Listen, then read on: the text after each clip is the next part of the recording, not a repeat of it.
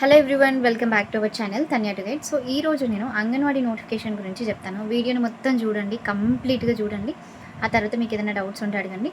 చాలా చాలా genuine information. First of all నేను చెప్పేది, చాలామంది అంగన్వాడీ లింక్స్ అది ఇది అని అడుగుతున్నారు.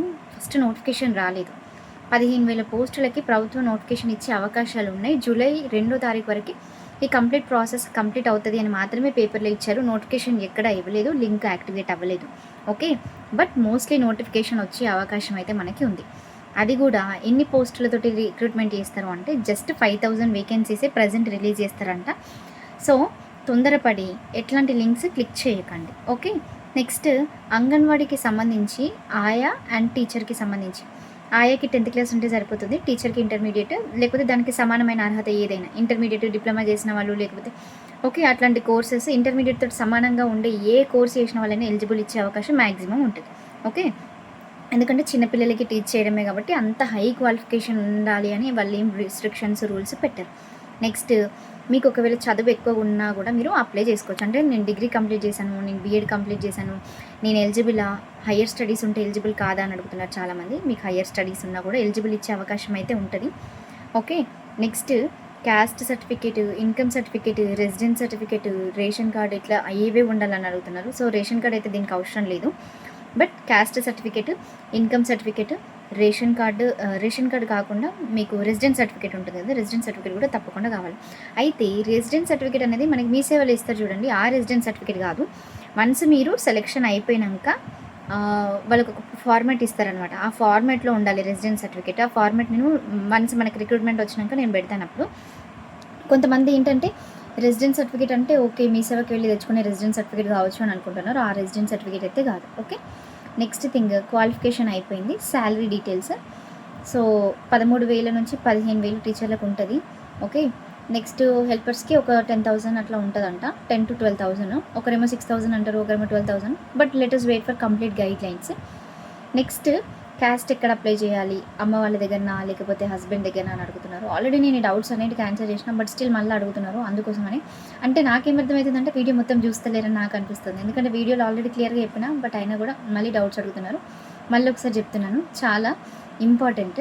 మీకు పెళ్ళి అయితేనే మీరు అంగన్వాడీ పోస్టులకి ఫస్ట్ ఎలిజిబుల్. ఎవరికి ప్రిఫరెన్స్ ఇస్తారు అంటే పెళ్ళైన వాళ్ళకి, లేకపోతే సింగిల్ పేరెంట్స్కి, లేకపోతే డిజేబుల్డ్ ఉన్న వాళ్ళకి, వీళ్ళకి మాత్రమే ప్రిఫరెన్స్ అయితే ఇవ్వడం జరుగుతుంది. ఓకే, అండ్ అలాగే ఈ పోస్ట్కి మీరు అర్హతలను బట్టి అప్లై చేసుకున్న తర్వాత వన్స్ మీరు సెలెక్ట్ అయినారు అనుకోండి, దేన్ని బేస్ చేసిన సెలెక్ట్ చేస్తారంటే మీకు 10th క్లాస్ ఇంటర్మీడియట్ వచ్చిన మార్క్స్ని బేస్ చేసుకొని మాత్రమే మీకు సెలెక్షన్ ప్రాసెస్ అనేది ఉంటుందన్నమాట. Next certificates. ఫర్ సపోజ్ మీకు పెళ్ళైన తర్వాత మీరు హస్బెండ్ దగ్గర అప్లై చేసుకోవాలా అని అంటున్నారు. క్యాస్ట్ మాత్రం ఎప్పటికైనా కూడా మారదు. ఓకే, మీకు పేరెంట్స్ నుంచే వచ్చిందే క్యాస్ట్. మీరు ఇంటర్ క్యాస్ట్ మ్యారేజ్ చేసుకున్నా, ఏ మ్యారేజ్ చేసుకున్నా కూడా మీకు క్యాస్ట్ అనేది పేరెంట్స్ నుంచే వస్తుంది కాబట్టి క్యాస్ట్ అనేది మారదు. సో మీరు మీ ఓల్డ్ క్యాస్టే పెట్టేసేయండి. ఓకే, ఒకవేళ వర్గీకరణ అయినా, ఇప్పుడు ఎస్సీ క్యాండిడేట్స్ స్టూడెంట్స్ ఎవరైతే ఉన్నారో వాళ్ళకి వర్గీకరణ జరిగింది కాబట్టి మీరు కొత్త సర్టిఫికేట్ తీసుకోండి. అది కూడా డాటర్ ఆఫ్ అని మీ ఫాదర్ నేమ్ వచ్చేటట్టుగా చూసుకోండి. క్యాస్ట్కి మాత్రం. ఇన్కమ్ మాత్రం మీకు ఇన్కమ్ సర్టిఫికేట్ ఒకవేళ వచ్చేటట్టు ఉంటే మీ హస్బెండ్ పేరు మీద తీసుకోండి. ఓకే, ఎందుకంటే అమ్మాయి డిపెండెన్సీ పెళ్ళైన తర్వాత హస్బెండే కాబట్టి అప్పుడు ఇన్కమ్కి మాత్రం హస్బెండ్ది తీసుకోవచ్చు, వైఫ్ ఆఫ్ అని. ఓకే, కానీ క్యాస్ట్ మాత్రం తప్పకుండా తల్లిదండ్రుల పేరుది మాత్రమే తీసుకోండి, డాటర్ ఆఫ్ అని వచ్చేటట్టుగా తీసుకోండి. Next me nativity certificate. And కొంతమంది చదివిన స్కూల్స్ అప్పట్లో ఉన్నవి లేవు, అప్పుడు ఎంఆర్ఓ ఆఫీస్ దగ్గరికి వెళ్ళి నేను చదువుకున్న స్కూల్స్ అప్పుడు లేవు ఒకసారి అంటే వాళ్ళు ఫస్ట్ చెక్ చేస్తారు. చెక్ చేసి మిమ్మల్ని అప్లై చేసుకోమంటారు. అప్లై చేస్తే అప్పుడు మీకు సర్టిఫికేట్ అయితే ఇవ్వడం జరుగుతుంది అనమాట. అప్పుడు మీరు అక్కడే ఉన్నారు అనేసి ఒక సర్టిఫికేట్ ఇస్తారు, అది కంపల్సరీగా తీసుకోవాలి. అండ్ రెసిడెన్స్ సర్టిఫికేట్ చెప్పాను కదా, మనకు మీ సేవలో ఇచ్చే రెసిడెన్స్ సర్టిఫికేట్ కాదు, వాళ్ళు వేరే ఫార్మేట్ ఇస్తారు, ఆ ఫార్మేట్లో ఇవ్వాలి. అయితే జిల్లాల ప్రాతిపదికన ఇది పోస్ట్ ఉంటుంది కాబట్టి ఏ జిల్లాలో ఎన్నెన్ని వేకెన్సీస్ ఉన్నాయనేది నేను ఆల్రెడీ పెట్టాను, ఒక్కసారి చూడండి. అన్ని జిల్లాలలో నాకు తెలిసి ఉండకపోవచ్చు, కొన్ని జిల్లాలలో ఉంటే కొన్ని జిల్లాలలో ఉండవు. బట్ 1-2 పోస్టులనే డెఫినెట్లీ ఉంటాయి. అండ్ కొంతమంది ఏమంటున్నారంటే మీ ఊర్లలో అంగన్వాడీ వాళ్ళని అడిగితే వాళ్ళు పోస్టులే లేవు, నోటిఫికేషనే రాదు అంటున్నారు. మనకు తెలియదు, బట్ నోటిఫికేషన్ వచ్చే అవకాశం అయితే ఉంటుంది. ఎందుకంటే 2 ఏళ్ళ నుంచే చెప్తాను, ఈసారి కూడా ఇవ్వకపోతే ఇక నిరుద్యోగులు ఊరుకోరు కాబట్టి ఈసారి డెఫినెట్లీ నోటిఫికేషన్ అయితే ఇచ్చే అవకాశం అయితే ఉంటుంది.